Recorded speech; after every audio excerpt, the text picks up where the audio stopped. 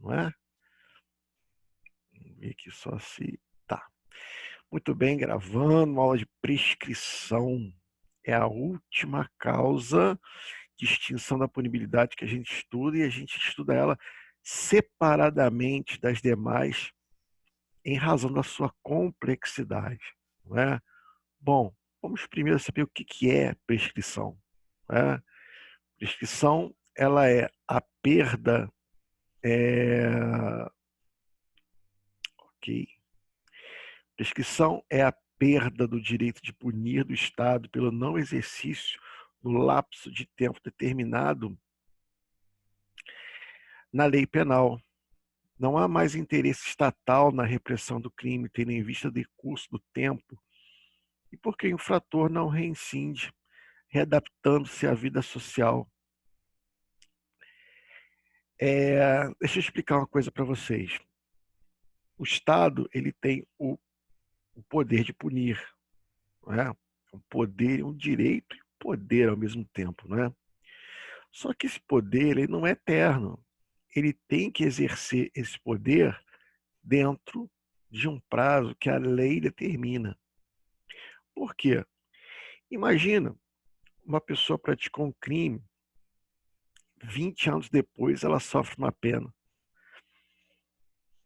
Vejam que 20 anos depois é como se a pessoa que fosse sofrer a pena, não é? Fosse uma pessoa diferente daquela, fosse outra pessoa, né? E não aquela que praticou aquele crime. Né? Então, na época que o sujeito praticou aquele crime, ele era um sujeito dado à promiscuidade, aos vícios, né, e tal, aí praticou o crime e tudo mais, e aí inicia o processo, e o processo longo demais, demorando muito tempo, demorando, e só sai a sentença 10 anos depois. Aí 10 anos você vai ver quem é a pessoa. Aí o sujeito já se converteu a alguma religião qualquer, acertou a vida dele, se estabilizou com a família, com a sociedade, é bem quisto na sociedade, na família, não é? E agora você tira ele da sociedade e coloca na cadeia. Quer dizer, é um contrassenso, é um absurdo, não é? Enorme. Então, é por isso que o Estado tem que respeitar esse tempo. A lei, ela cria um tempo para cada crime, que a gente vai aprender a ver como que é esse tempo, como é que a gente mede esse tempo. E esse é o tempo em que o Estado tem para aplicar a pena. Se ele não aplica a pena dentro desse limite temporal, não é? Ocorre a extinção da punibilidade, ou seja, a perda do direito de punir em razão da prescrição. Você pode falar assim, mas não devia ter prescrição. Pelo contrário, a prescrição ela é necessária porque ela faz com que o judiciário corra para resolver a questão, não é? Ou seja, o judiciário tem que andar, os órgãos da Persecutio Crimes, né? Não é só o judiciário, é a polícia na investigação, a polícia judiciária na investigação, é o Ministério Público na hora de promover a ação penal, justamente porque eles estão ali com na ponta, né, tem uma ponta de lança apontada para eles chamada prescrição. Então, para eles não perderem esse direito, eles correm, eles buscam é, é, a solução do fato, a aplicação da lei no caso concreto, não é?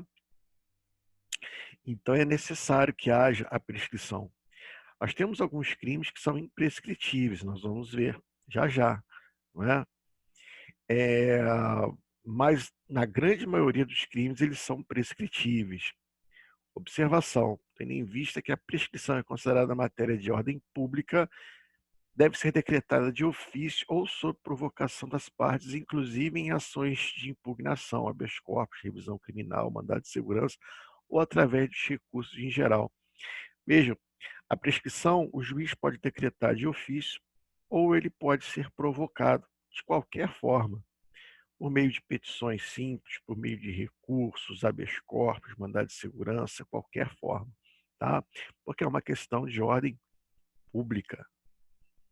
Bom, olha só quantas teorias que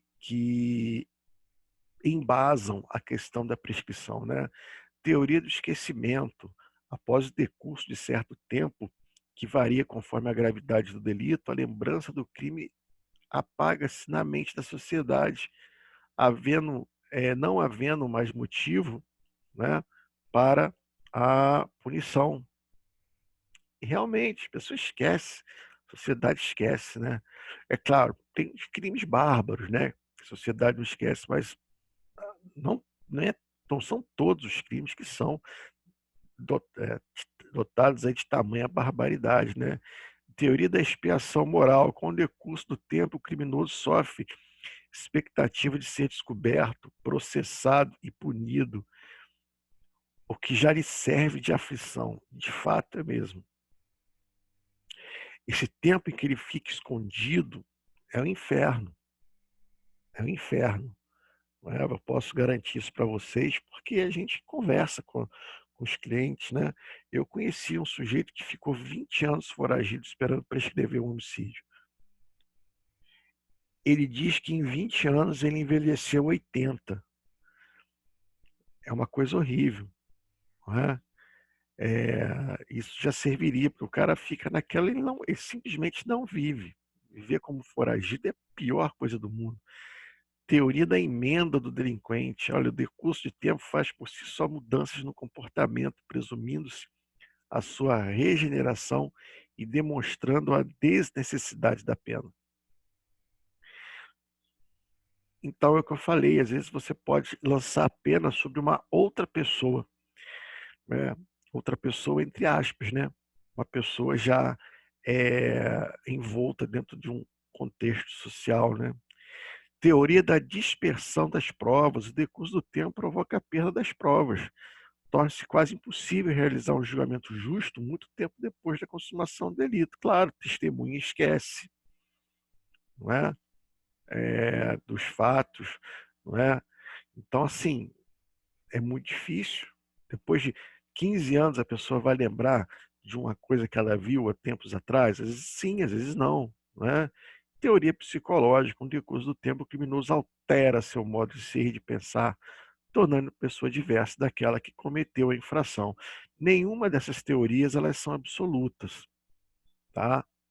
Elas podem acontecer ou não, né? Pode ser que depois de tantos anos, né, emende seu comportamento, pode ser que não, mas são teorias que vão se somando e embasam a ideia da prescrição, certo? Muito bem. Bom, como que a gente consegue verificar se determinado crime está prescrito ou não? Como que eu consigo saber qual é o tempo de prescrição para determinado crime? Olha, existe uma prescrição que nós chamamos de prescrição da pretensão punitiva. O que é a prescrição da pretensão punitiva? Aqui é a perda do direito de aplicar uma pena, de aplicar uma sentença condenatória.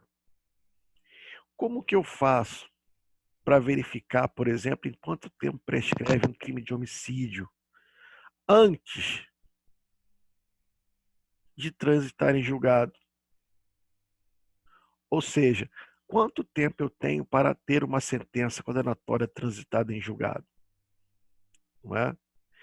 Então, o 109 vai dizendo, olha, a prescrição antes de transitar em julgado, a sentença final, salvo disposto no parágrafo 1º 110, que a gente vai ver depois, regula-se pelo máximo da pena privativa de liberdade cominada, ou seja, que está na lei. Então, olha, a pena máxima do homicídio simples é 20 anos. Aí você vê aqui no inciso 1º, olha, prescreve em 20 anos se o máximo da pena é superior a 12. Então você sabe que se ocorreu um homicídio hoje, o Estado tem 20 anos para aplicar uma sentença condenatória transitada em julgado. Né? Por quê? Porque o máximo da pena do homicídio é superior a 12. Agora, Ricardo, e o furto, que a pena é de 1 a 4 anos? Qual é a pena máxima do furto? 4. Aí eu venho nessa tabelinha aqui e vejo, olha, em 8 anos, se o máximo da pena é superior a 2 anos e não excede a 4. Então, olha, o furto, ele prescreve em 8 anos. Né? Ah, Ricardo, vamos lá. A lesão corporal grave, que a pena é de 1 a 5. Bom, 1 a 5. Está aqui, ó, em 12 anos, se o máximo da pena é superior a 4 e não excede a 8. Então, 5 está entre 4 e 8, vai prescrever em 12 anos. Então, o Estado ele tem 12 anos para aplicar uma sentença penal condenatória irrecorrível sobre um crime de lesão corporal grave. Okay? Então, na verdade, essa prescrição, que é a mais simples delas, que nós estamos aprendendo hoje, agora, né? Ela é uma operação simplesmente matemática. Eu vou ver qual é o máximo da pena combinada e vou aplicar essa tabelinha aqui. Não é? Ricardo, a ameaça, que eu acho que é de 6 meses a 1 ano, não lembro, 3 a 6 meses, alguma coisa assim, mas não passa de 1 ano. Aí você tem aqui, ó, em 3 anos, se o máximo da pena é inferior a 1 ano. Ah, mas inferior a 1 ano. E se for 1 ano? Está aqui no inciso 5, em 4 anos, se o máximo da pena é igual a 1 ano ou sendo superior, não excede a 2. Queridos, só um minutinho que eu vou pegar minha aguinha, que eu esqueci. É rápido, só um minuto.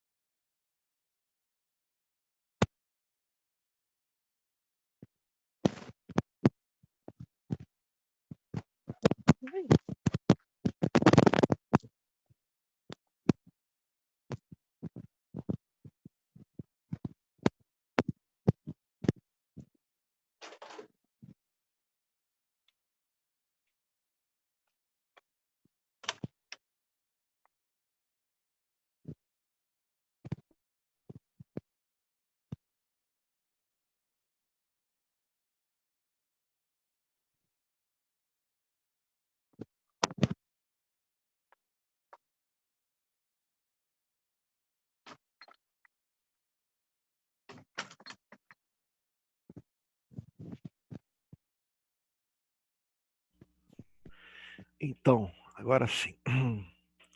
Sem água no radiador, o carro não funciona, né? Então, é, essa parte aqui é simples, vocês entenderam? Eu entendi, Essa professor. parte aqui é uma parte mais, é o ponto inicial, né? Então, é uma operação praticamente aritmética. Essa prescrição que é aplicada, né, para calcular, né, esse prazo para calcular o tempo para aplicação da sentença, nós chamamos de prescrição da pretensão punitiva. Ou seja, eu tenho duas pretensões no processo penal e no direito penal. A primeira é a pretensão punitiva, que é a pretensão de aplicar a pena, aplicar a sentença E a segunda é a pretensão executória, que é aquela pretensão que eu tenho em executar a pena que eu apliquei. Aplicar a pena é sentenciar. Executar a pena é cumprir aquela sentença, né? Então, a primeira pretensão que a gente estuda é a pretensão da pretensão punitiva, porque eu não posso executar uma pena que não existe. O primeiro passo é aplicar a pena, é sentenciar, né? Então, um detalhe, né? Fiz algumas observações aqui para vocês. Se houver a incidência de causa de aumento, aplica-se a pena máxima, o máximo de aumento. Busca-se o limite que o juiz teria para fixá-la a pena justa. Se houver incidência de causa de diminuição, aplica-se o mínimo. Deixa eu explicar isso para vocês. Ah, Ricardo, eu estou vendo aqui que não foi homicídio, foi tentativa de homicídio. Bom, a tentativa ela é uma causa de diminuição de pena, como nós já vimos, né? Reduz a pena de 1 a 2 terços. Então, eu vou pegar qual é a menor redução. A menor redução é 2 terços, é 1 terço, não é? Então, eu pego a pena máxima de 20 anos, diminuo 1 terço de 20 e uso essa sentença, aliás, esse valor, para aplicar naquela tabelinha lá do artigo 109. Mas se tiver uma causa de aumento, não é? Se tiver uma causa de aumento, você aplica também a causa de aumento para aplicar naquela tabelinha lá, 109, não é? Então, eu não lembro aqui, mas, por exemplo, eu não lembro se o roubo com arma de fogo ela é com pena aumentada ou qualificada. Falha um pouco a mente, né? Mas a causa de aumento, justamente porque ela mexe no limite criminal e abstrato, na terceira fase, né? Você deve utilizá-la para fins de cálculo da prescrição. Então, quando tiver causa de aumento, você aplica ali essa causa de aumento para ver qual vai ser a pena máxima. Se tiver causa de diminuição, você aplica a causa de diminuição, não é? Para ver qual é a pena máxima, né? Mas é a pena máxima que já vai ser a pena abatida com a causa de diminuição. Ou seja, causa de aumento e diminuição que envolve fração, não é? Tem que ser aplicada aqui para verificar qual é a pena máxima e aí sim eu poder aplicar lá no artigo 109 para verificar, né, qual é o prazo da prescrição da pretensão punitiva. A súmula 220 do STJ, a reincidência não influi no prazo da prescrição da pretensão punitiva. Reincidência não influi. Reincidência, nós sabemos que ela é agravante, não é a causa de aumento. Então, a gente não leva para efeito de prescrição, de cálculo prescricional, a reincidência, ok? Quando começa a correr o prazo prescricional da pretensão antes de transitar em julgado, ou seja, nós sabemos que a prescrição antes de transitar em julgado, ela é o quê? Ela é a prescrição da pretensão punitiva, né? Quando começa a correr, do dia que aconteceu o crime, vamos ver, a prescrição antes de transitar em julgado, a sentença final começa a correr. Peraí. Do dia em que o crime se consumou. No dia que o crime se consumou. Então, por exemplo, o homicídio, ele se consuma com a morte, né? Então, o sujeito deu um tiro em João no dia 1º de janeiro. João foi internado e morreu no dia 15 de fevereiro. Então, a prescrição começa a correr no dia 15 de fevereiro, que é no dia da consumação e não da prática. No caso de tentativa, no dia em que cessou a atividade criminosa, não é? Então, se o sujeito, né, praticou o último ato de execução naquele determinado dia, não é? É daquele dia que cessa o último ato de execução dele, é que ele que se começa a verificar, contar o prazo, né? Nos crimes permanentes são aqueles crimes cuja consumação se protrai ao longo do tempo, por exemplo, o sequestro, né? Quando que cessa a permanência? Quando a vítima obtém a sua liberdade. Então, vamos imaginar que o sujeito sequestrou a vítima no dia 1º de fevereiro, né? E ela só teve a liberdade dela no dia 30 de fevereiro. Bom, então a prescrição começa a contar a partir do dia 30 de fevereiro, tá? Nos de bigamia e nos de falsificação ou alteração de assentamento no registro civil, da data em que o fato se tornou conhecido. O que acontece com esses crimes aqui? Bigamia, né? Falsificação, alteração no registro civil, custa para ser descoberto. Não é fácil, não é? Então, o sujeito pratica, por exemplo, aquele crime de adoção à brasileira, né? Em vez dele entrar naquele processo todo de adoção e tudo, o que ele faz? Ele registra como seu filho de outra pessoa, né? Então, nesse caso, ele pratica um crime que envolve o que? O assentamento no registro civil das pessoas. Isso fica lá, ó, e ninguém percebe, né? Então, se a lei não tivesse criado esse mecanismo aqui, nunca ia prescrever esses crimes. Aliás, todos esses crimes iam prescrever, né? Bigamia, contrair novo casamento sendo casado. O cara é casado em São Paulo e casa também lá no Acre com uma outra mulher lá. Nossa, como é que você vai descobrir uma coisa dessa? Então, a prescrição nesses casos, né, só começa a correr depois que o fato se torna conhecido. Descobriram que o sujeito tinha um outro casamento, né? Ou descobriram uma adoção à brasileira, né? Então, a partir de agora, a gente começa a verificar, a contar, né, a prescrição. E o 5, os crimes contra a dignidade sexual de criança ou adolescente, previstos nesse código, ou em legislação especial, porque nós temos os crimes contra a dignidade sexual, né, no Código Penal e também no ECA, não é? Pedofilia na internet, por exemplo, é um crime que está lá no Estatuto da Criança e Adolescente, né? Já um estupro de vulnerável já é um crime que está no Código Penal, né? A data em que a vítima completar 18 anos, salvo se a esse tempo já houver sido proposta a ação penal, né?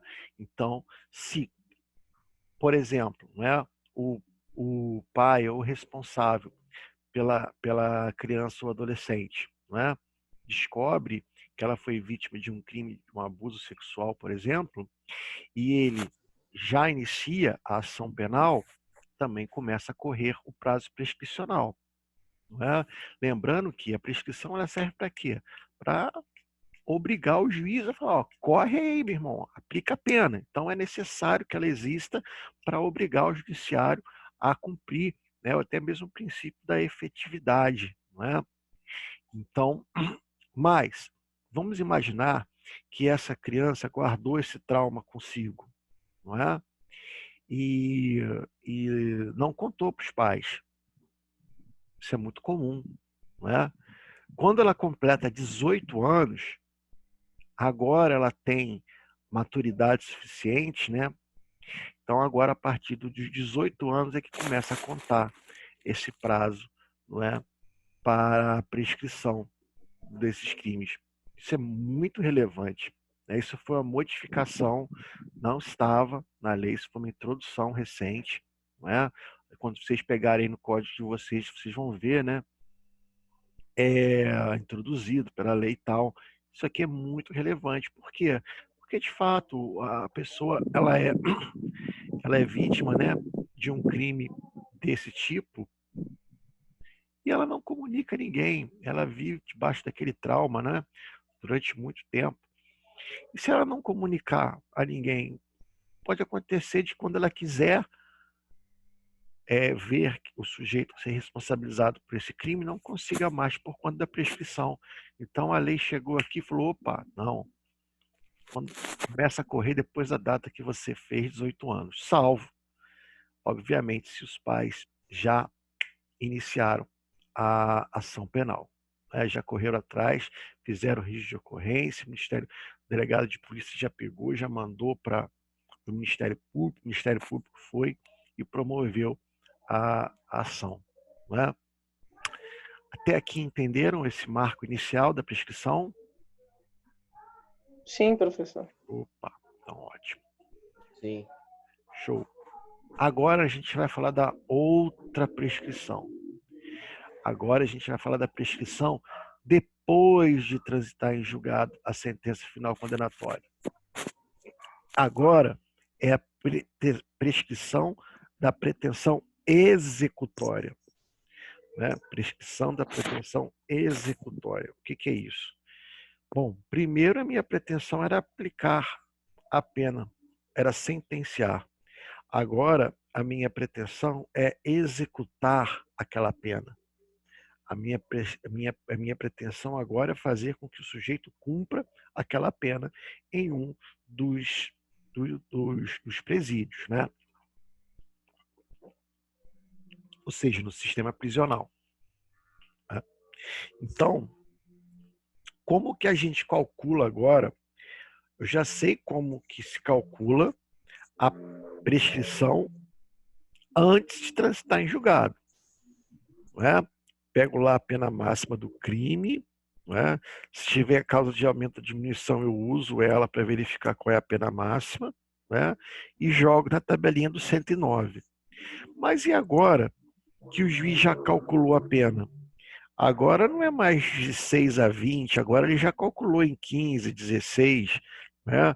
Agora o homicídio, que era de 12 a 30, já foi aplicado uma pena de 12, por exemplo, ou de 16, ou de 20. E agora isso muda? Muda. Porque agora nós vamos ter uma outra prescrição. Agora o Estado tem o tempo para executar a pena. Se ele não executa a pena, ele perde esse direito de executar a pena. É a prescrição depois de transitar em julgado a sentença final condenatória. E aí vocês vão ver que o artigo 110 diz assim para vocês, olha, a prescrição depois de transitar em julgado a sentença condenatória, ou seja, sentença condenatória que não cabe mais recurso, regula-se pela pena aplicada. Não é mais pela pena máxima combinada em abstrato. Agora é pela pena aplicada. E verifica-se nos prazos fixados no artigo anterior. Eu vou usar a mesma tabelinha do 109. Né? Só que aqui os prazos aumentam de 1/3 se o condenado é reincidente. Então aqui, vamos lá, vamos com calma aqui para a gente entender, né? Vamos primeiro ver o mais simples. Ricardo, o sujeito estava respondendo por um furto de 1 a 4 anos. Qual que é a pena, qual que é o prazo que o Estado tem para aplicar a pena? Bom, 1 a 4 anos, a pena máxima é 4.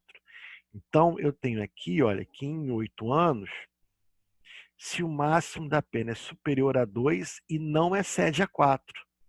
Então, o Estado tinha 8 anos para aplicar uma sentença condenatória. Certo? Certo. Iniciou o processo e, dentro desse prazo, o Estado conseguiu aplicar a pena. De quanto que foi a pena que o juiz calculou? O juiz aplicou a pena de 2 anos pelo crime de furto.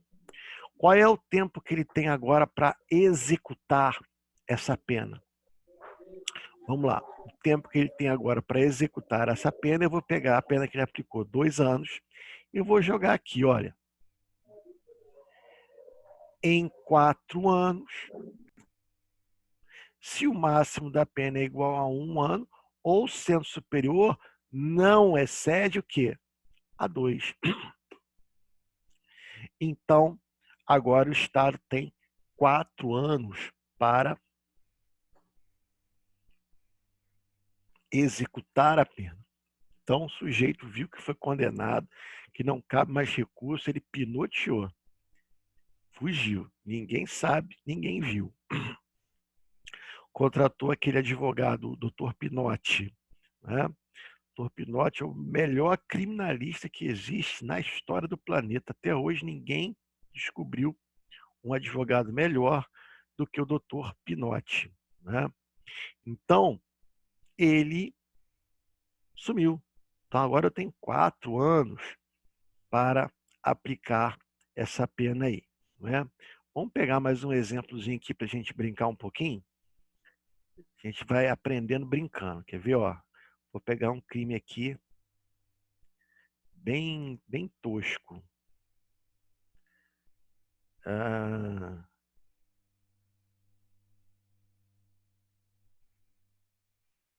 Escolhendo um crime aqui.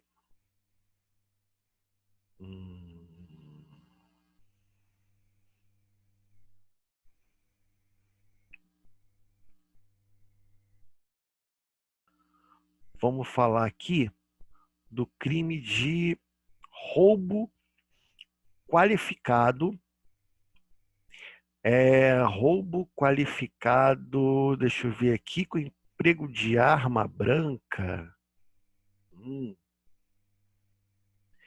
Olha, na verdade, o roubo com arma branca, a pena aumenta-se de 1/3 até metade, né?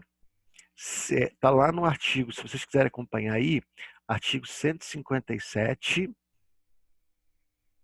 né, que é o roubo, que diz assim: subtrair coisa móvel alheia para si ou para outro, mediante grave ameaça ou violência à pessoa, ou depois de havê-la por qualquer meio reduzido à impossibilidade de resistência, pena reclusão de 4 a 10 anos e multa.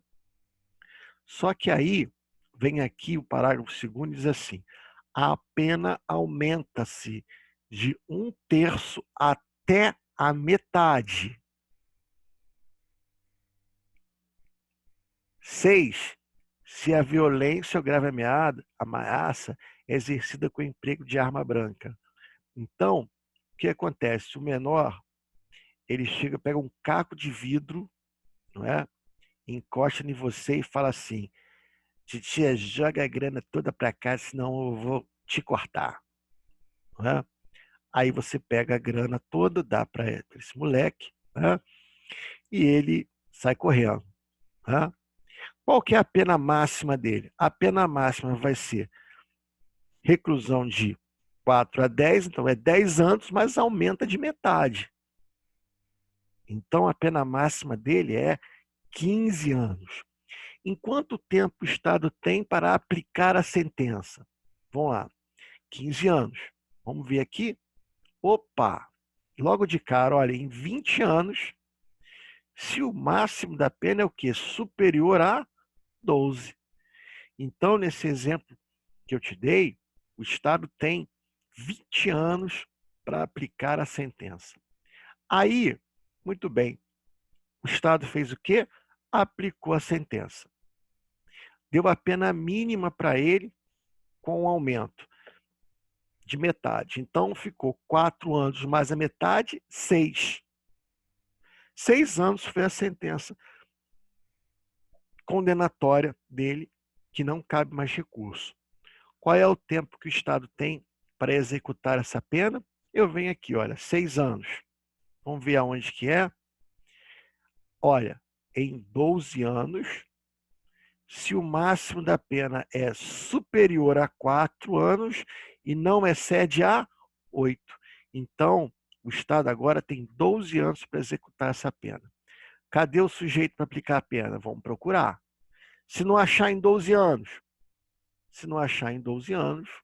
ocorre a prescrição da pretensão executória. Ok? Temos até a galera fazendo chamada aqui agora. Ó. Isso aí, show de bola. Bom, muito bem.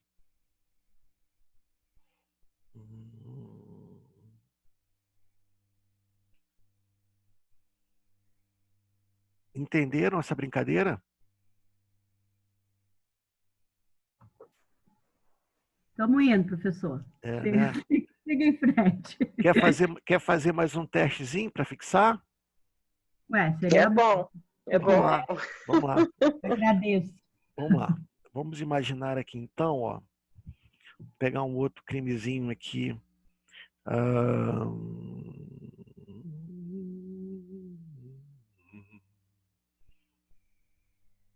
Eu gosto de pegar crime interessante. Receptação.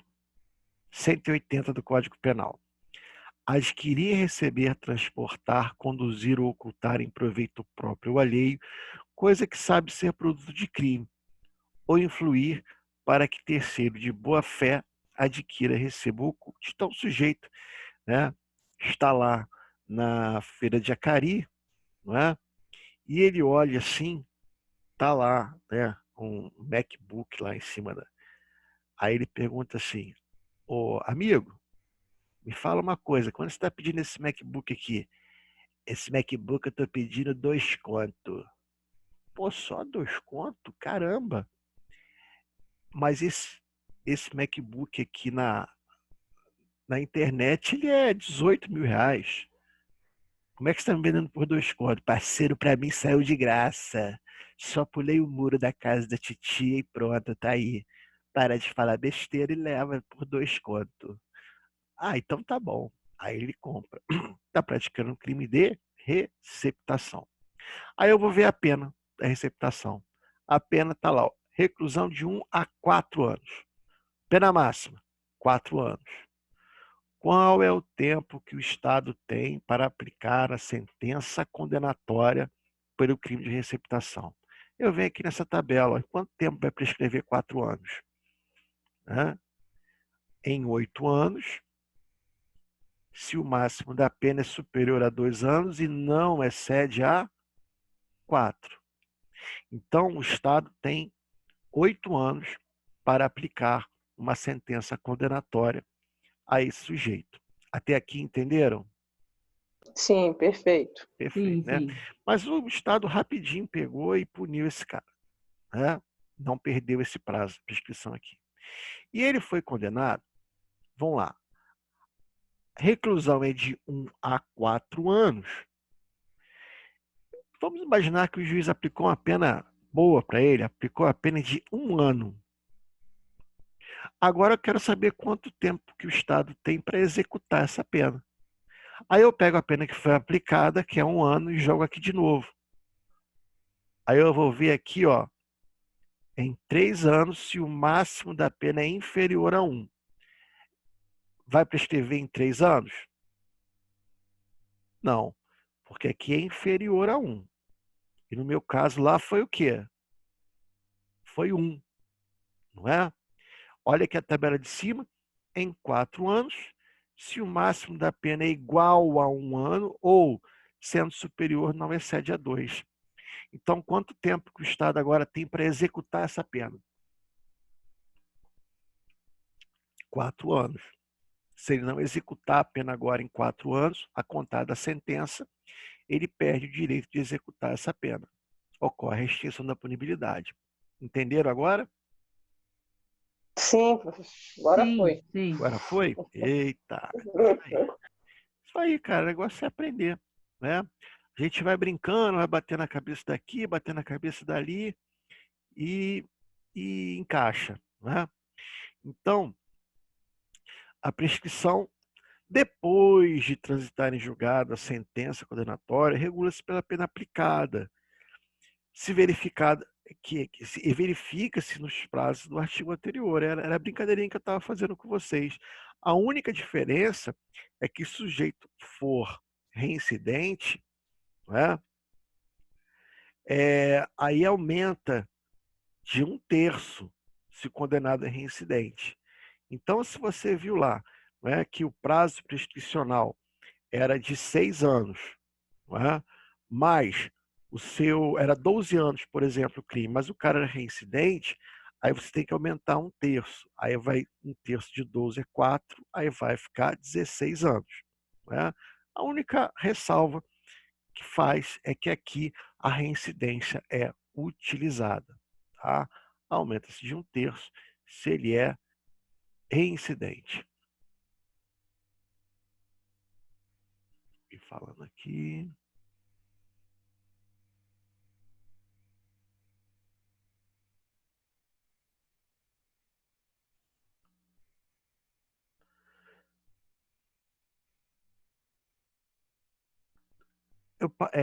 Você quer que eu repasse os slides para você printar, Kelly? Então eu vou passando devagarzinho aqui. Você pode ir printando aí. Tá? Então, título da aula, prescrição. Conceito, né, da prescrição. Perdão. Teorias sobre a prescrição.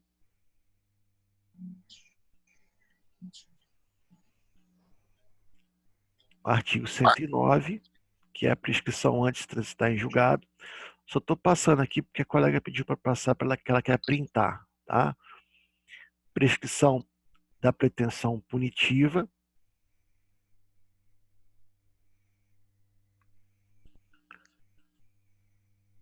Está aqui a termo inicial da prescrição da pretensão punitiva. Né? Prescrição depois de transitar em julgado, ou seja, é a que nós paramos aqui. Tá bom? Muito bem. Obrigado, tá, professor? Nada. Parágrafo 1º diz assim: a prescrição depois da sentença condenatória com trânsito em julgado para acusação ou depois de improvido seu recurso, regula-se pela pena aplicada, não podendo, em nenhuma hipótese, ter termo inicial data anterior à denúncia ou queixa. Na verdade, esse parágrafo 1º aqui, eu vou ensinar para vocês daqui a pouco. Não é agora a hora de ensinar ele, tá bom? Eu vou ensinar ele depois, não agora. Vai chegar a hora dele. Vamos falar da prescrição da pretensão executória, que é aquela prescrição, né, para executar a pena. Aqui, a prescrição da pretensão executória, no segundo caso, já tendo havido a condenação com trânsito em julgado, ao menos para a acusação, eu vou explicar isso para vocês, a pena tornou-se concreta e passa a servir de base de cálculo para a prescrição. Então, queridos, sentença transitada em julgado é aquela que não cabe mais recurso. Transitou em julgado, não é? Você já tem uma sentença final e aí você sabe, aplicando a regra lá a tabela lá do 109, né, em quanto tempo que vai prescrever, né? Ou seja, em quanto tempo que o Estado tem para iniciar a execução da pena. Né? Por que ele fala aqui ao menos para a acusação? Porque aqui existe um detalhe que vocês vão ver melhor em processo penal. Tá? Então, eu vou explicar para vocês entenderem, mas sem aquele compromisso de, ai meu Deus, não entendi, eu vou dar um tiro na cabeça. Não, por quê? Porque quando vocês forem ver processo penal, vocês vão entender isso muito melhor, tá bom? Mas eu vou adiantar para vocês aqui. O que é isso? Queridos, quando sai a sentença, uma sentença condenatória, o Ministério Público ele é intimado. E ele pode recorrer ou não.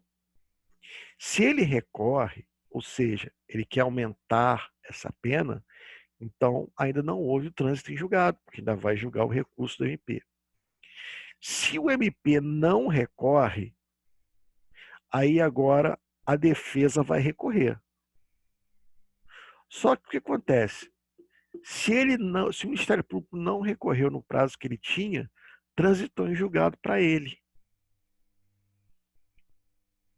Então, ele não tem mais como aumentar aquela sentença. E quando só a defesa recorre, ela não tem a sentença não pode ser agravada. Quando só a defesa recorre, não pode ter a sua sentença agravada. Então, o Ministério Público não recorreu, nós já temos um prazo para verificar a pretensão executória, porque sabemos que o máximo que pode acontecer é uma reforma para melhor e não uma reforma para pior. Tá? Então, saiu a sentença, o juiz daqui transitou em julgado? Não, porque cabe recurso ainda. O Ministério Público não recorreu.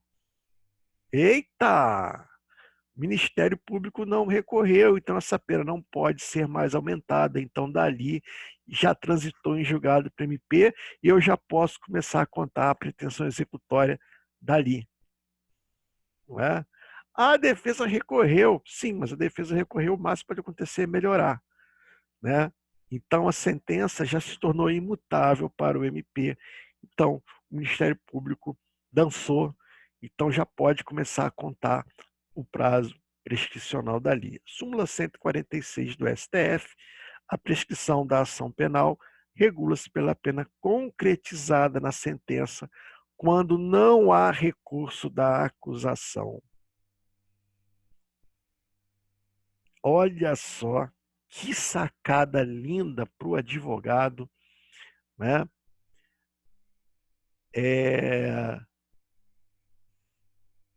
Que eu vou falar um pouquinho depois para vocês, quando eu falar de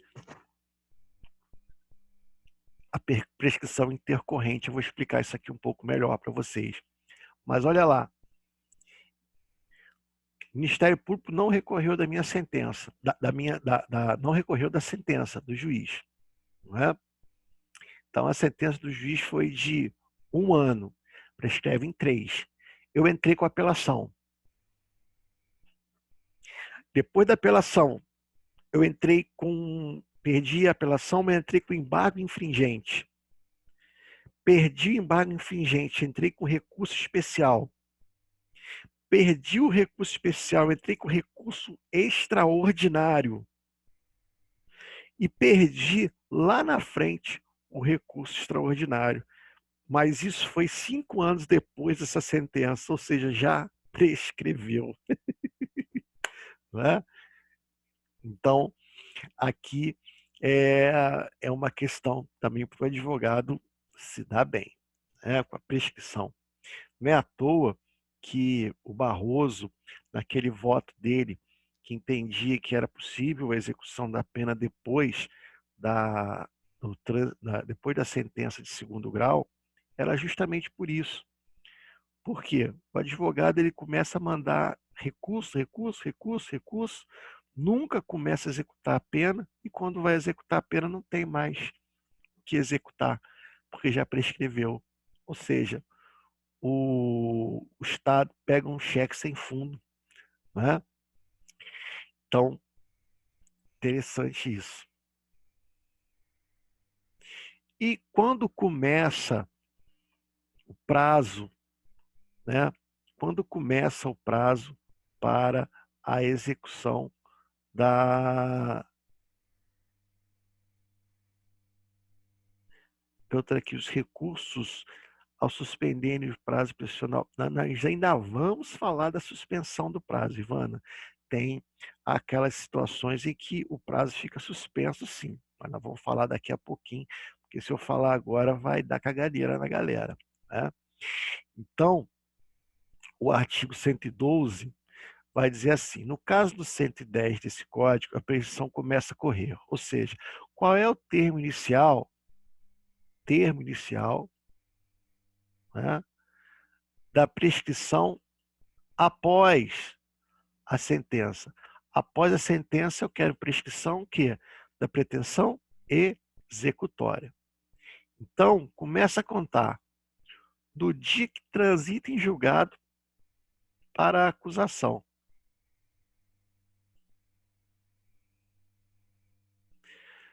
Né?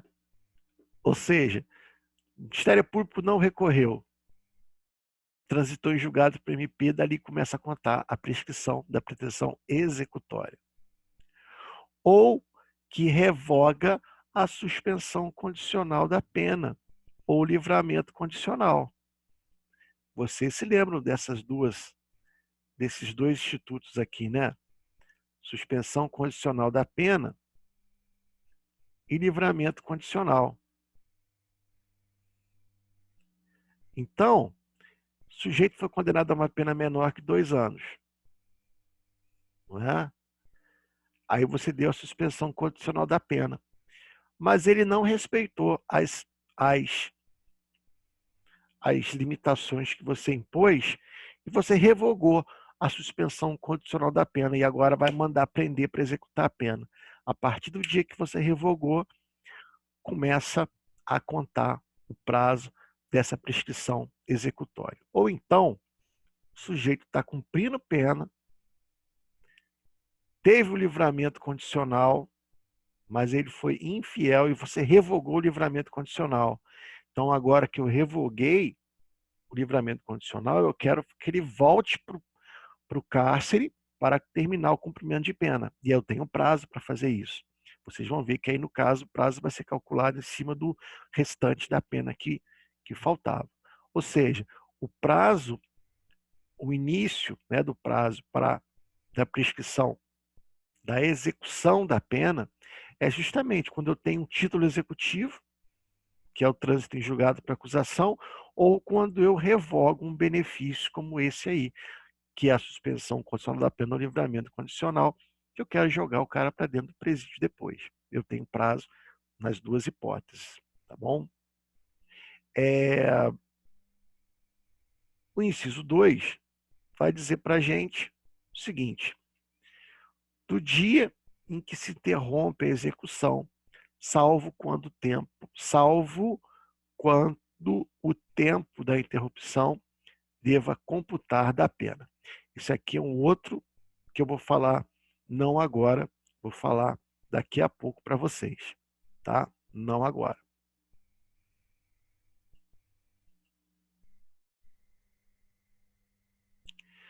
Vamos tomar um cafezinho?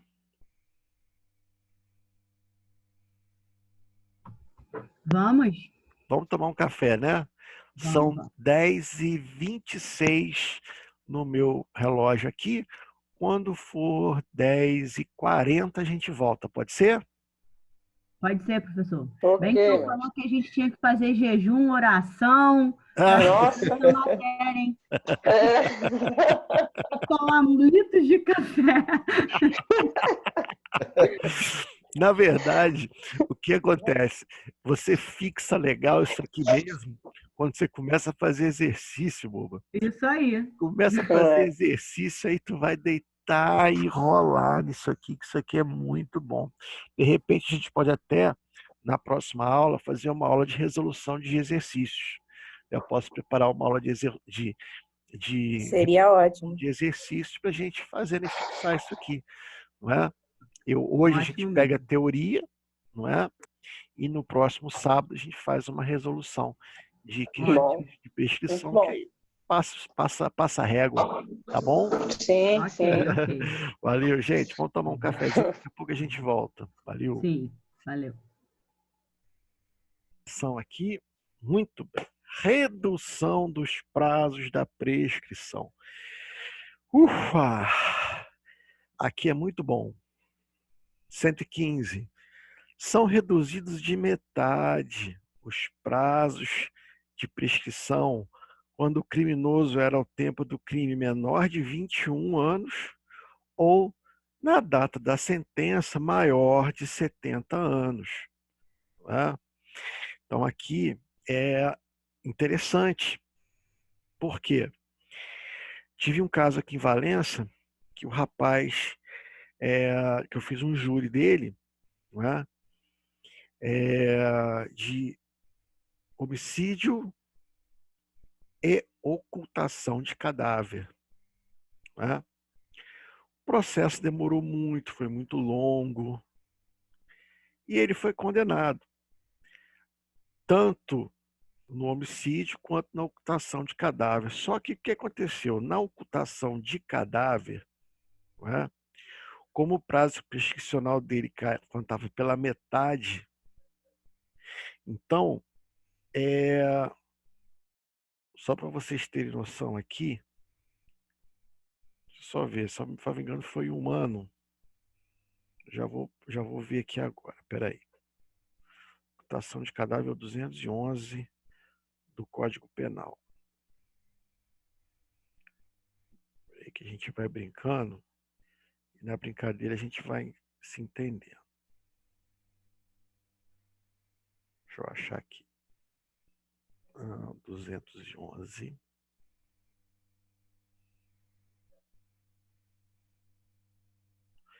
Vamos lá. 211. Destruir, subtrair ou ocultar cadáver. Reclusão de 1 a 3 anos e multa. Então, foi condenado a 1 ano na ocultação de cadáver. Quanto tempo prescreve esse 1 ano para executar a pena? Né? A gente vai lá na tabelinha do 109 para brincar. Né? Então, em 1 ano, em 3 anos, se o máximo da pena é inferior a 1 ano. Não foi o caso. Em 4 anos, se o máximo da pena é igual a 1 ano. Então, para ele, prescreveria em 4 anos. Só que nesse caso aqui, como a pena contava pela metade, então não seria 4, seriam 2, porque ele tinha 19 anos na data do crime. Né? Então, o que aconteceu? Aconteceu o que eu vou ensinar para vocês. Existe uma prescrição que a gente chama de prescrição retroativa. O que é prescrição retroativa? Eu, em vez de contar para frente, eu conto para trás. Ou seja, em quanto tempo o Estado tinha que executar essa pena da ocultação de cadáver? Em 2 anos, que seriam 4, mas como é pela metade, 2.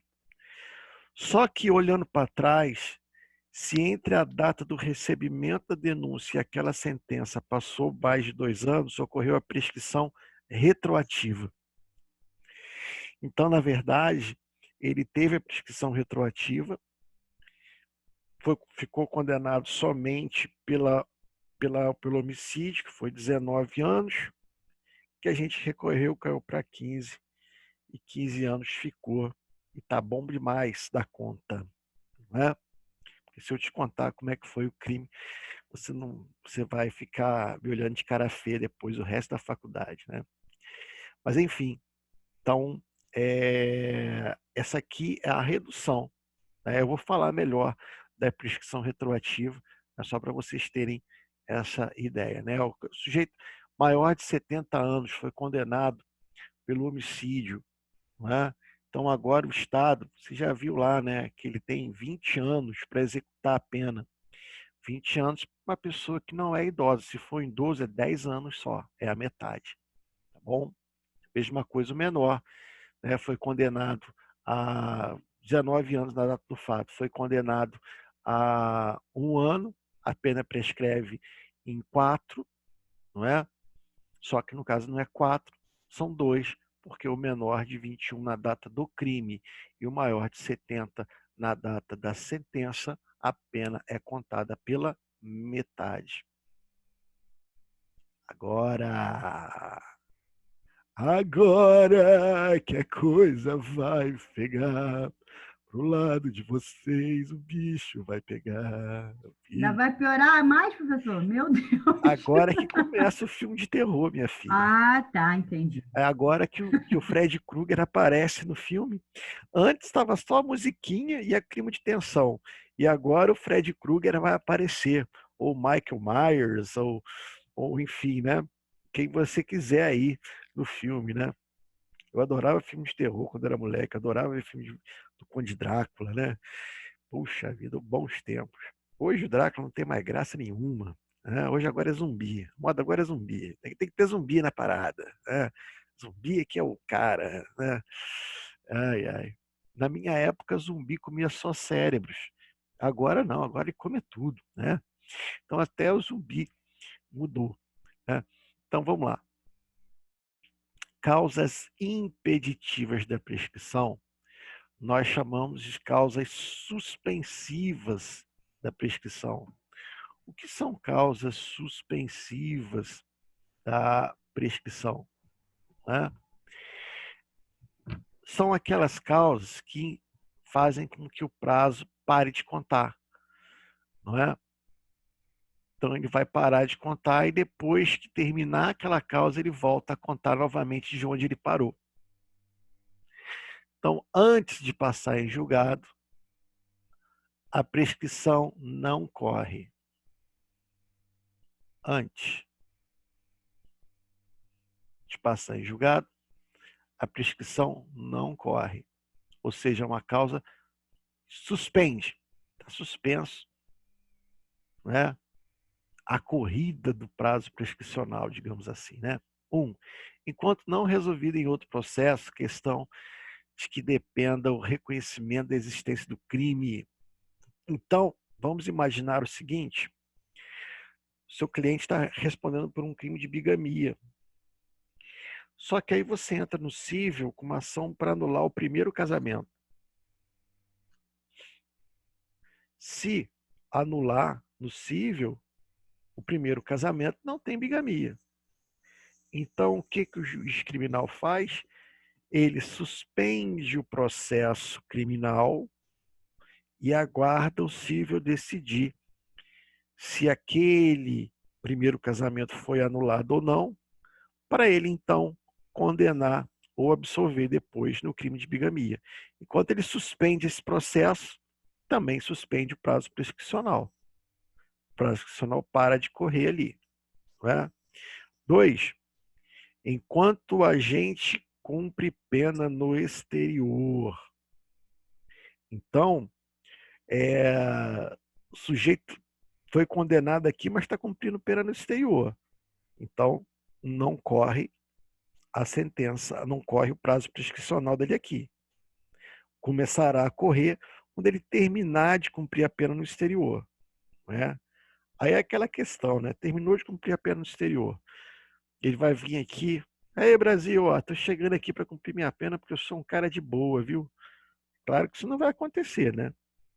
Se tiver tratado de extradição, o sujeito entrega o cara para cumprir pena aqui no Brasil. Se não tiver tratado, aí, meu irmãozinho, aí salve-se quem puder. Só que aí volta a correr o prazo de prescrição, não é? Ou seja, o Brasil tem que iniciar logo o julgamento dar um fim a esse julgamento do caso aqui, não é? E acionar a Polícia Internacional, enfim. Né? 3. Na pendência de embargos de declaração ou de recurso aos tribunais superiores, quando inadmissíveis, esse 3 a gente não fala aqui agora, porque isso aqui envolve processo penal e vocês ainda não tiveram processo penal, tá bom? Então, suspendo essa explicação aqui. 4. Enquanto não cumprido ou não rescindido o acordo de não persecução penal, também aqui eu deixo de tecer comentários, porque é um assunto que foi, no acordo de não persecução penal, questão afeta processo penal, então eu vou me abster de fazer esse comentário aqui, tá bom? Em processo penal 1, a gente vai ter acesso a essas informações e esse tema será renovado, tá? Parágrafo único. Depois de passada em julgado a sentença condenatória, a prescrição não corre durante o tempo em que o condenado está preso por outro motivo. Então, seu clientezinho foi condenado a pena de 1 ano por crime de furto. Você viu lá que 1 ano prescreve em 4, não é? Muito bem. Só que esse tempo não começa a correr se ele estiver preso por outro crime. Ah, foi solto pelo outro crime? Caramba, não pode. Ele tinha que ficar lá e cumprir esse 1 ano. Ah, mas foi solto. Então agora eu tenho 4 anos para executar esse furto aí. Essa pena desse furto. Tá bom? Aí vem aqui causas interruptivas. Qual é a diferença dessas causas aqui? Interruptivas para as causas suspensivas. As causas suspensivas, elas suspendem a contagem e quando ela volta contando da onde ela parou. Então, vamos imaginar, né, que já tinha passado 1 ano do prazo prescricional quando o juiz suspendeu o processo. Quando retomar o processo, retoma desse 1 ano, se aproveita esse tempo. Agora, aqui não. Nas interruptivas, zera o prazo e começa a contar tudo de novo. Zera o prazo e começa a contar tudo de novo. As causas interruptivas zeram todo o período já decorrido e começam novamente a fluir.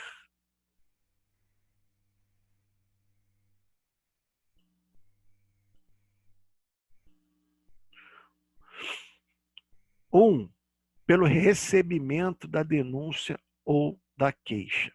Vamos lá, vou falar um pouquinho de processo penal com vocês. Denúncia é a peça inicial acusatória da ação penal pública. Queixa, peça inicial da ação penal privada. Então, quando o Ministério Público vai iniciar um processo contra alguém, ele oferece denúncia. Só que esse oferecimento da denúncia, ele é só o início de uma ação penal. O juiz ele pode receber a denúncia ou rejeitar. Então, por exemplo, se ele verificar que não existe justa causa para aquele oferecimento da denúncia, ele rejeita.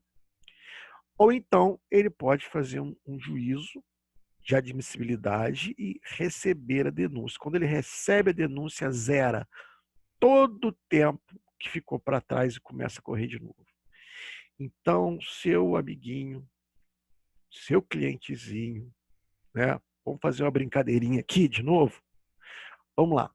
Teu cliente no seu escritório praticou um furto. Furto, você já viu que a pena máxima do furto simples é 4 anos. Vamos ver em quanto tempo prescreve 4 anos? Olha, em 8 anos, se o máximo da pena é superior a 2 e não excede a 4. Então, olha, teu cliente praticou um furto. Em 8 anos, se ele não for... em 8 anos, se ele não for... em 8 anos, se ele não for...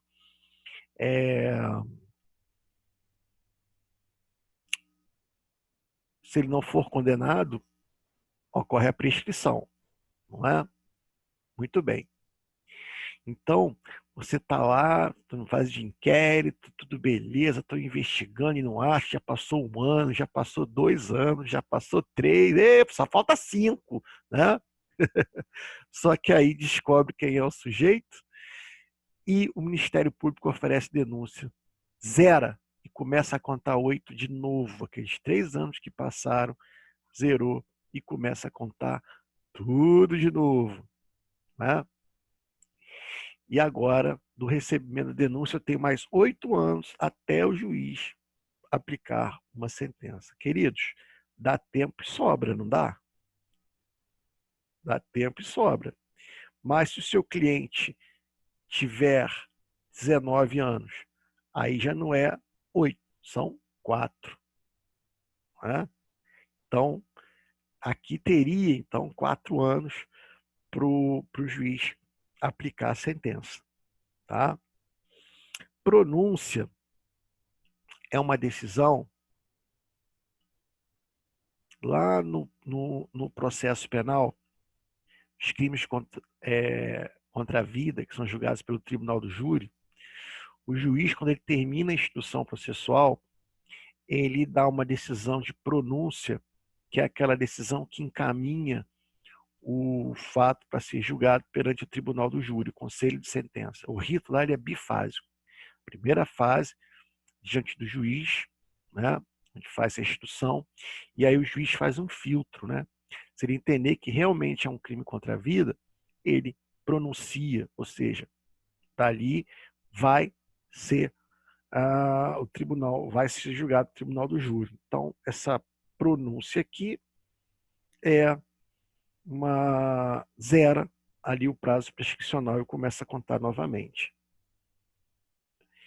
3, pela decisão confirmatória de pronúncia. Aqui, quando o sujeito recorre da pronúncia, o tribunal mantém a pronúncia. Zera, começa a contar de novo. Pela publicação da sentença ou acórdão condenatório recorríveis. Então, quando publica a sentença de primeiro grau, zera, começa a contar novamente o prazo. Pelo início ou continuação do cumprimento de pena, né? Pela reincidência, esses 2 últimos aqui eu não vou falar agora, eu vou falar mais à frente com vocês. Tá bom?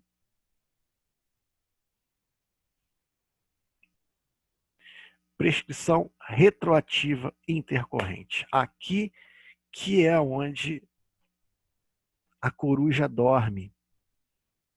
Né? É aqui que o Zico batia a falta, lá no ângulo. Né? Onde a coruja dorme. O que é a prescrição retroativa? É a perda do direito de punir do Estado, considerando-se a pena concreta estabelecida pelo juiz com trânsito e julgado para acusação, bem como levando-se em conta o prazo anterior à própria sentença entre a data do recebimento da denúncia ou a queixa e a data da sentença, como regra. Então, preste atenção no que eu vou falar aqui. Tá? Você lembra o caso que eu expliquei para vocês, do menino aqui no tribunal do júri? Foi condenado a 1 ano na ocultação de cadáver, não é? 1 ano prescreve em 4, mas ele tinha 19 anos, pela metade, cai para 2. Então, o que eu faço lá na sentença? Né? O Ministério Público não recorreu, eu olho para trás. Prescrição retroativa é aquela que olha para trás. Ela vai verificar lá atrás o primeiro marco interruptivo da prescrição. Né? Então, quando ele olhou para trás, ele viu que lá da pronúncia até a decisão ali do júri já tinha passado 2 anos. Então, o Estado perdeu a possibilidade de punir. Não é? Então, olha só que coisa interessante, né? Você entra num processo, né, que é crime de furto, 4 anos, que você viu lá, né, que prescreve em 12. É isso? Muito bem. Teu cliente, ele tem 19 anos, então não são 12, são 6, metade. Né? Se chegar numa sentença condenatória e ele tomar lá 1 ano, prescreve em 4, mas como ele é menor, divide por 2, prescreve em 2, você olha para trás. Se do recebimento da denúncia até a sentença passou mais de 2 anos, ocorreu a prescrição retroativa. Né? Aqui é muito legal. E o que é prescrição intercorrente? Prescrição intercorrente, subsequente ou superveniente. É a perda de direito de punir do Estado, levando-se em consideração a pena concreta, com trânsito em julgado para a acusação ou improvido seu recurso, cujo lapso para a contagem tem início da data da sentença e segue até o trânsito em julgado desta sentença para a defesa. Aqui é o caso, por exemplo, que o Barroso falava, não é? Quando ele votou contra, aliás, a favor do início da execução da pena, da decisão de segunda instância. Não é? Porque chega uma hora, não cabe mais recurso para o MP. Já tem, então, uma sentença que não pode ser aumentada. Não é? E aí eu coloco um recurso, coloco outro, e quando transita em julgado, ou seja, não cabe mais recurso para ninguém, eu olho para trás. E o primeiro marco interruptivo que eu tenho é a publicação da sentença de primeiro grau. E se passou esse prazo, aí eu vou ter o quê? Uma prescrição intercorrente. Então, a prescrição intercorrente é da data da sentença,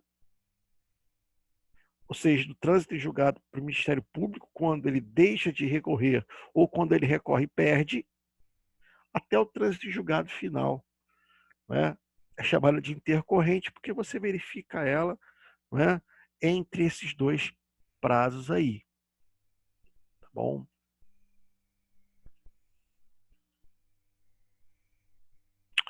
Bom, eu sei que vocês estão aí com percevejo atrás da orelha, né? Infelizmente, eu não tenho um quadro negro, né, para poder fazer com vocês aqui uma reguinha, mostrar isso para vocês direitinho.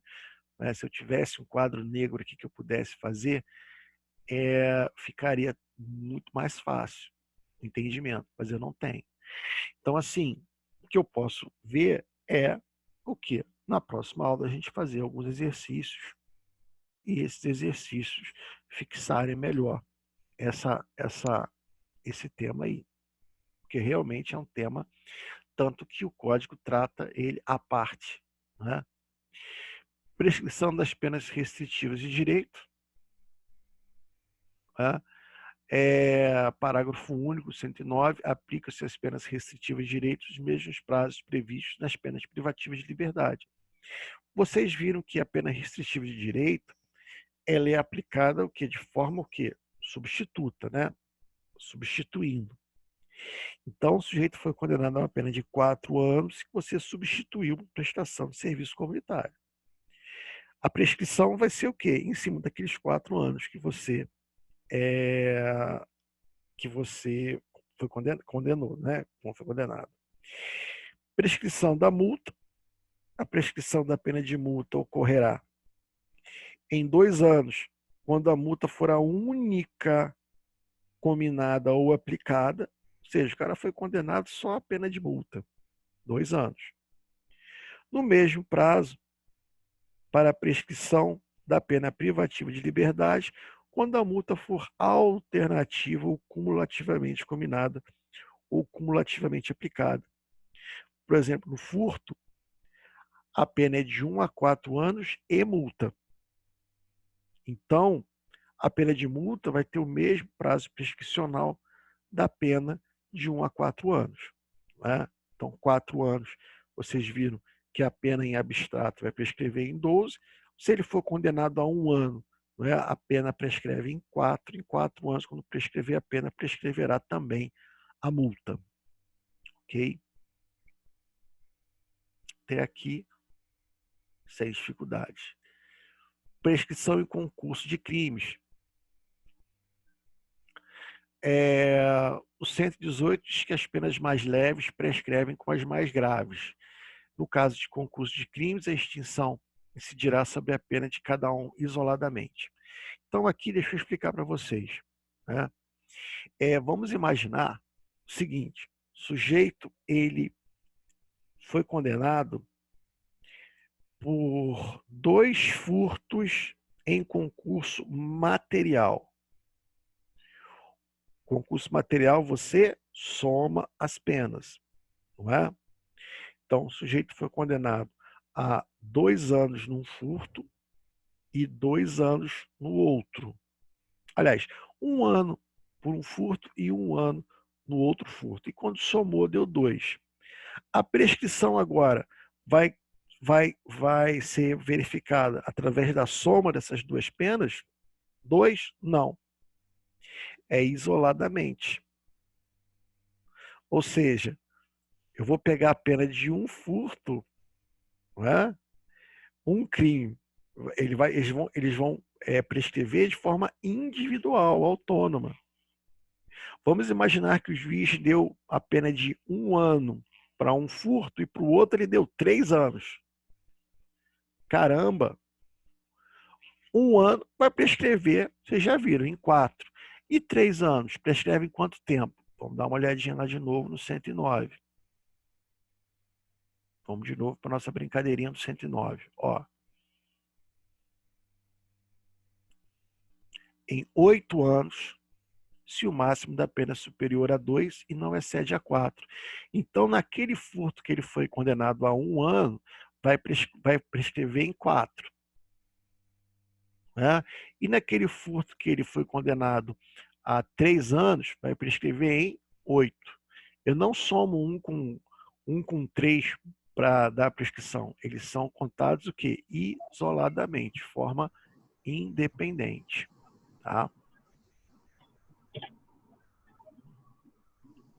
E esse aqui fala concurso de crimes. Concurso de crimes. Não é? Aqui serve tanto para o concurso formal quanto para o concurso material, crime continuado. Não é? Concurso formal.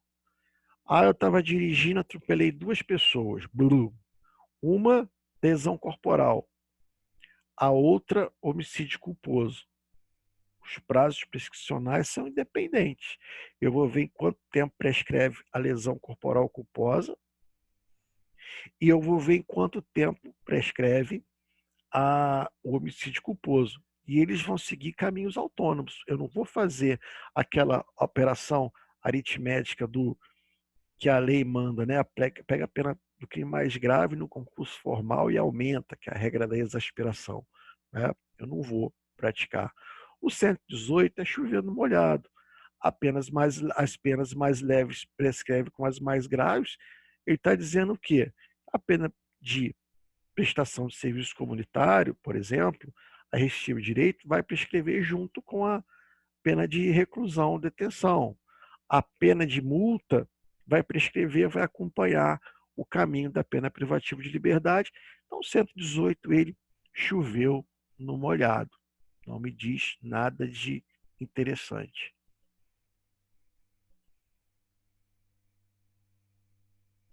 Prescrição da medida de segurança.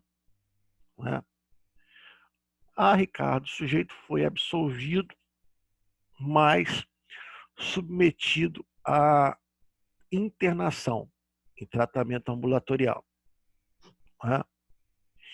Então, em quanto tempo o Estado agora tem para aplicar essa internação em vez de, né, ou impor o tratamento ambulatorial ou promover essa internação no hospital psiquiátrico, né? 3 posições a respeito. Olha que beleza, delícia, olha. Só se aplica a prescrição da pretensão punitiva, porque para a executória exige fixação de pena, o que não acontece no caso de medida de segurança. Ou seja, eu só tenho prescrição, não é, para decidir, para sentenciar. Mas se eu já sentenciei, não existe mais prescrição. A qualquer hora eu posso pegar e internar. É o que está dizendo aqui. Né? 2. Aplica-se ambas as prescrições. No caso executória, calcula-se a prescrição pela pena máxima em abstrato. Ou seja, eu tenho prazo não só para sentenciar, mas como eu tenho prazo também para interná-lo ou a submetê-lo. Só que aí, nesse caso, como eu não tenho uma pena fixada na sentença, né, porque ele é absolvido, eu pego a pena combinada em abstrato. E 3, aplica-se a prescrição da pretensão punitiva quando antes da decisão. Após, diante do silêncio da lei, o melhor a fazer é verificar o seu estado de saúde mental. Caso tenha superado a doença e a periculosidade, não mais cumpre a medida de segurança. Então, a terceira, para mim, é a mais correta, né? O sujeito, o Estado tem lá prazo em abstrato para sentenciar. Sentenciou e aplicou a medida de segurança. Cara, 10 anos depois encontra o sujeito. Então, o que você faz? Examina ele. Se ele tem ainda doença mental, se ele é perigoso, interna. Se não é, não interna. Essa é a mais razoável, na minha opinião. Tá bom?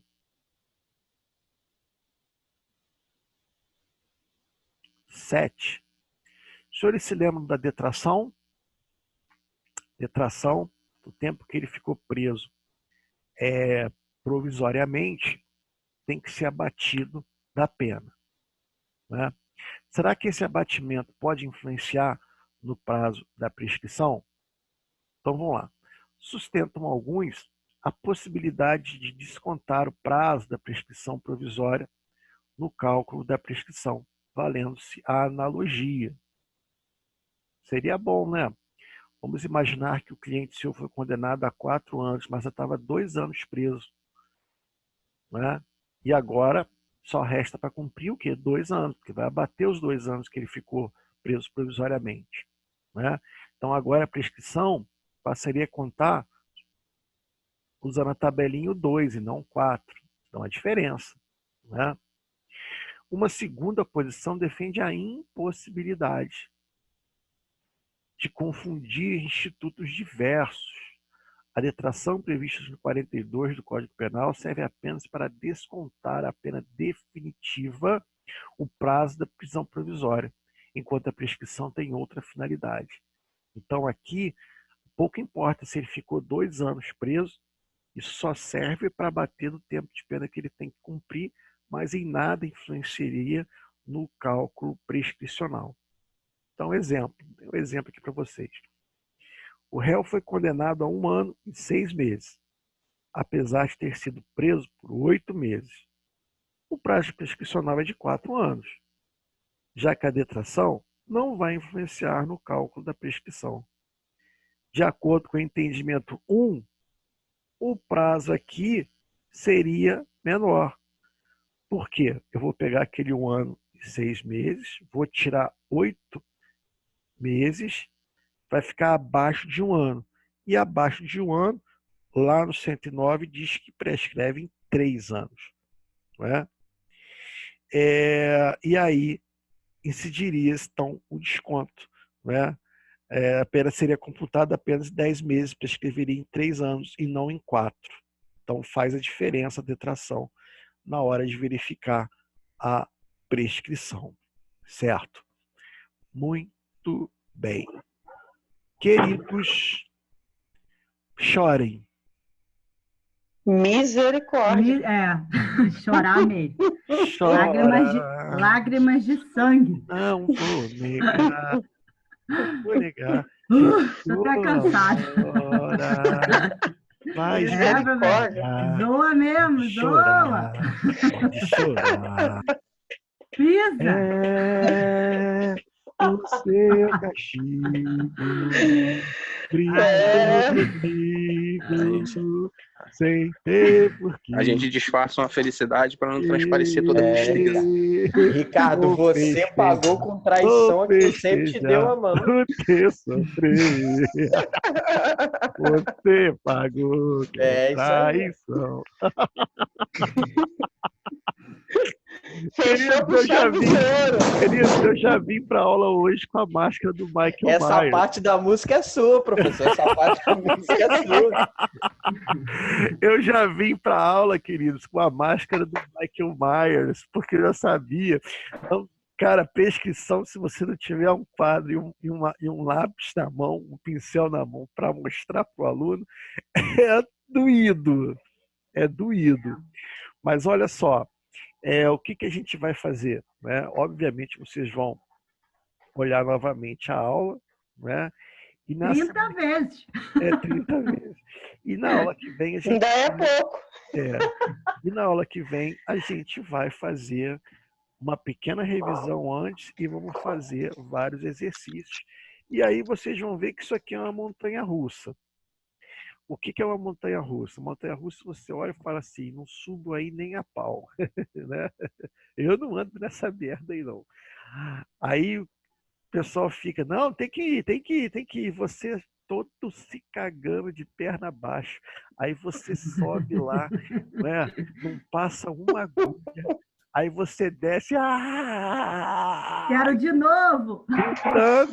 Quando você chega lá embaixo, assim, quero de novo. Vai ter isso, quero de novo. Bem assim. Prescrição é a montanha-russa do direito penal, gente. É que agora vocês estão vendo pela primeira vez. Vocês estão olhando ela, né? Então agora vocês estão assim, Então quando eu dei a primeira aula, vocês ainda estão gritando. Quando eu começar a fazer os casinhos e a gente começar a resolver, você vai assim, pô, gostei, vamos fazer mais um. Pô, legal, pô, era isso. Porque realmente não é difícil. É mais difícil a gente explicar pelo computador, não é? Obviamente que explicar dessa forma aqui é mais difícil. Quando eu estou no quadro, eu faço uma linha temporal, eu mostro como é que é feita a contagem, a gente tem todo um outro recurso, né, para ensinar. Aqui, você tem que botar na mente do aluno, né, o que você está vendo. Isso é muito. Se eu conseguisse se vocês agora chegassem para mim e falassem, tudo entendido, de duas uma, ou eu ia chamar vocês todos de mentirosos, né? Ou então eu ia falar assim, cara, eu cheguei no ápice do magistério. Já sei dar nó e pingo d'água. Não é? Ai, ai. Eu dei uma aula. Melhor. Eu dei uma aula também para uma outra turma, não foi de prescrição, não, foi um outro tema. E eles falam assim, professor, ainda bem que não vão precisar de fazer aquela prova no sistema convencional, vai ser trabalho, né? Eu falei, é cara de pau, hein, cara? Vou ficar ligado nesse trabalho seu para ver o que vem pela frente. Não é? Nessa situação de prescrição, um trabalho seria ótimo. Seria maravilhoso. Olha, na verdade, assim, eu vou ser sincero contigo. Quando eu cobro em prova, prescrição, eu não cobro essas situações muito complicadas, não. Eu cobro o básico. Você sabe por quê? Deixa eu explicar para vocês. As complicações, elas começam a aparecer quando entra o processo penal na jogada. Você está entendendo? Quando começa a entrar recebimento de denúncia, sentença, quando entra interrupção, você está entendendo? Porque vocês ainda não viram o processo penal. Você está entendendo? Então, assim, é aí que mora. Então, eu normalmente, eu cobro nas minhas provas a parte penal da prescrição. Né? A parte penal, né? A parte que é puramente penal, é você saber verificar em quanto tempo prescreve a prescrição punitiva, a prescrição executória, as causas de diminuição da contagem de prescrição. Ou seja, se você pegar só a parte penal, você entende. Quando entra o processo penal na aula da prescrição, aí o aluno começa a bater cabeça. Por quê? Porque você não viu o processo penal ainda. Não é? Acaba tendo mais regrinhas do que só o... Exatamente. Você começa a ter umas situações. Então, na verdade, eu deixo o aluno eu tenho assim, na minha aula de penal, como é que eu trabalho? O aluno tem que entender a prescrição na parte toda penal e conhecer a prescrição no seu aspecto processual. Não é? Então, em parte ele entende, em outra parte ele conhece. Depois que você faz o processo penal e você vai entender todo esse mecanismo do procedimento, aí as coisas fazem sentido melhor na sua cabeça e você passa a entender como um todo. Entendeu? Então, não fiquem assustados. À primeira vista, a prescrição é um monstro, mas ela é, na verdade, um camundonguinho. Não é? E vocês vão ver isso na aula que vem, quando a gente começar a fazer os exercícios. Não A é? dosimetria parece pior. A dosimetria da pena? É. A dosimetria da pena, ela tem aquelas regras que são imutáveis, né? Mas ela é recheada de muita subjetividade, né? Pois é. Então, assim, Pra mim também pareceu mais difícil. a dosimetria da pena é o desafio do Penal 2, essa é a verdade. Não é? Ela é o desafio, ela é a vida do juiz, não é? E o advogado tem que conhecer para poder recorrer, o Ministério Público também tem que saber para poder recorrer, mas é a alma do Penal 2, é o cálculo da pena. Não é? Eu achei mais difícil que a prescrição. A prescrição parece parece ser uma situação de repetição. Sim. E vai ficar simples. A dosimetria parece que você nunca acerta, assim. Na verdade, a dosimetria da pena, você apenas sabe, não é? Você tem que saber as fases. Não é? Primeira fase, segunda fase, terceira fase. Não é? Saber como trabalhar cada uma dessas fases. Depois fixar o regime, ver a possibilidade da substituição, não é? Uhum. Se cabe substituição ou não. Depois você pode ver se cabe o sursi.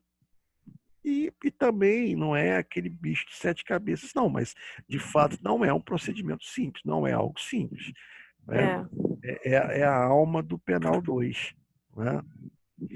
Então, queridos, eu vou até me abster de perguntar alguma coisa para vocês aqui. Né? Obviamente, se eu perguntar se tem algum ponto aqui para rever, haverá.